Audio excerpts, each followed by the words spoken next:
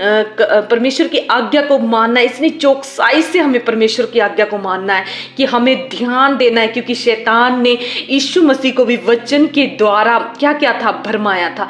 और परमेश्वर कहता है कि आज झूठे भविष्यद्वक्ता भी खड़े हो सकते हैं जो वचन के द्वारा भी हमें भरमा सकते हैं। तो हमें कैसे रहना है? बिल्कुल सतर्क। हमें किसी मनुष्य पर भी भरोसा नहीं करना।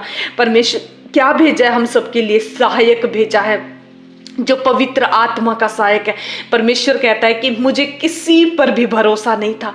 आज तक हम देखते हैं कितने भविष्यद्वक्ता, कितने परमेश्वर के दास, कितनों की बलियां पुराने नियम में चढ़ाई गई, लेकिन परमेश्वर ने किसी को भी ऐसा किसी के अंदर नहीं पाया। तो उसको क्या करना पड़ा? इस धरती में जब पाप बढ़ता ही जा रहा था और किसी के द्वारा, चाहे कोई भविष्यवाणियां कर रहा हो, चाहे यशायाह हो, चाहे कोई भी हो, चाहे मूसा हो, किसी के भी द्वारा क्या हो रहा था? संसार क्या हो रहा था? और बुराइयां करने में लगा हुआ था। कोई किसी की नहीं सुन रहा था। लेकिन परमेश्वर ने क्या किया? फिर अपने इकलौते पुत्र को भेज दिया ताकि वो सबका उद्धार करे, हर एक का उद्धार कर। और परमेश्वर ने क्या कहा?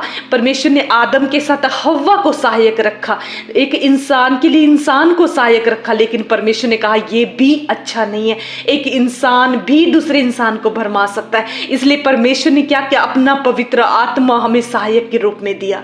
वो इतना विश्वास योग्य परमेश्वर है कि उसने हर चीज क्या किया? परख कर, हर चीज जांच कर ही उसने हमें उद्धार करता दिया और पवित्र सहायक दिया।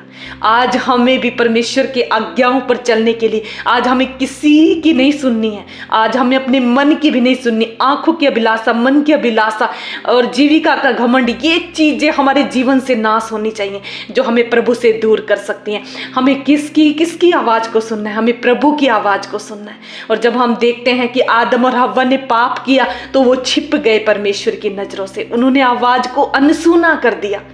और जब हम पाप करते हैं तो हम छोटे पाप भी, हम जब छोटे छोटे पाप हम करते हैं, परमेश्वर की आवाज को हम इग्नोर करते जाते हैं। लेकिन जब हम बड़ा पाप भी कर देते हैं, उस समय भी हमें यही लगता है कि परमेश्वर की तो आवाज आई नहीं, क्योंकि वो आवाज हमने दबा दिया, हम उसको नहीं सुन पाते। यदि हम छोटे ही गुनाह में परमेश्वर की आवाज को सुन लेते हैं तो हम बड़ा पाप करने से रुक जाते हैं। परमेश्वर की आवाज उसको क्यों नहीं सुनाई दी? क्योंकि उसने पाप किया। आज हम भी यदि पाप में अपना जीवन बिताएंगे तो परमेश्वर की आवाज को हम नहीं सुन पाएंगे, हम छिप जाएंगे, हम जबरदस्ती उसकी आवाज को सुनना नहीं चाहेंगे। हमें खुद ही प्रभु के चरणों में बैठने से घृणा आएगी, क्योंकि हमने पाप किया। उसको अपना मुख दिखाने के लिए आज हमें घृणा